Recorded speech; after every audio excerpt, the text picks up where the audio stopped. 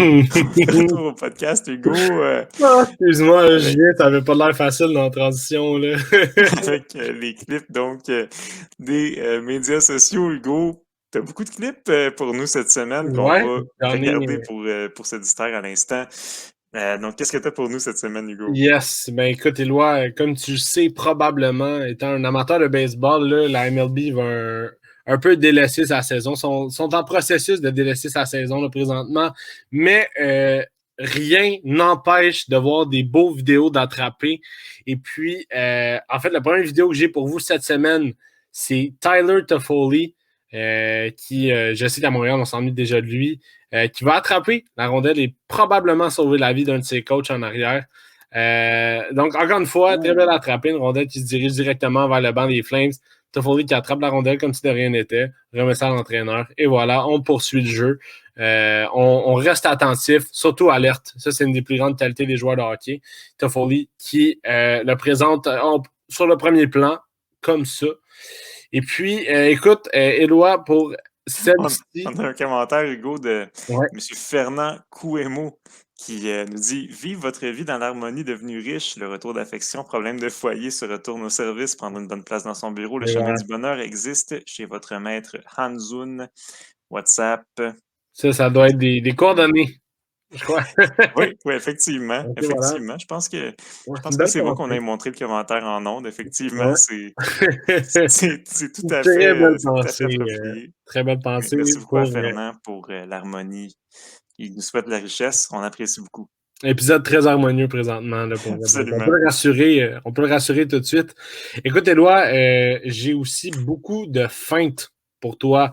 Et non, je te feinte pas avec mes vidéos, mais j'ai beaucoup de vidéos de feintes pour toi cette semaine. On va commencer avec Patrick Laine, des Blue Jackets de Columbus, qui fait une partie de plaisir là, auprès des Devils de New Jersey et vient justement déjouer 2 défenseurs et après ça, déjouer Nico Dawes d'un bon lancer.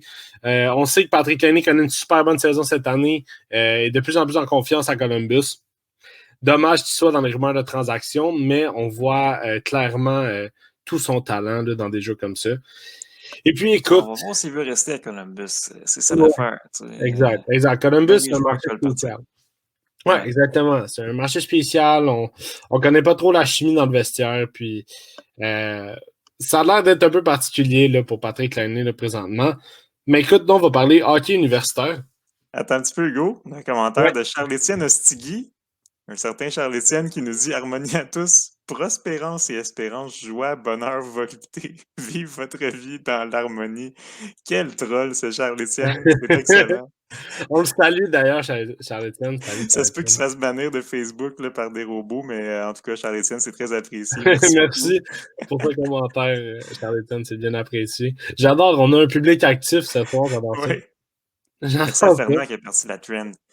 Comment? Merci beaucoup à Fernand pour avoir parti la trend. Fernand, pionnier de l'épisode de ce soir, définitivement. Écoute, on va poursuivre ça avec du hockey féminin universitaire. Donc, un jeu d'une Québécoise, Elisabeth Brunel, de Minnesota Duluth, qui vient complètement déjouer avec un toe drag la défenseur qui s'est commis en faisant un plongeon et puis vient en fait gagner la partie pour Minnesota Duluth contre Minnesota State. On s'entend qu'on ne va pas voyager bien loin pour faire la game, mais encore une fois, à reconnaître que les filles ont beaucoup de talent au hockey. Justement, récemment, j'écoutais un podcast avec Nathalie Spooner et puis la visibilité du hockey féminin devrait augmenter parce que pour vrai, des jeux de qualité comme ça, on en retrouve partout, que ce soit universitaire ou professionnel.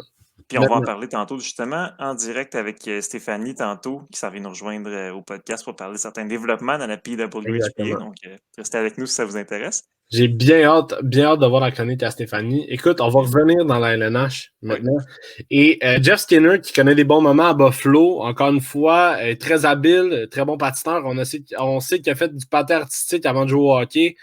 Écoute, je vous laisse regarder la vidéo dans Jeff Skinner qui vient faire une feinte à la Cale Makar, donc fake shot, et puis ensuite vient diriger une rondelle au filet des Stars de Dallas.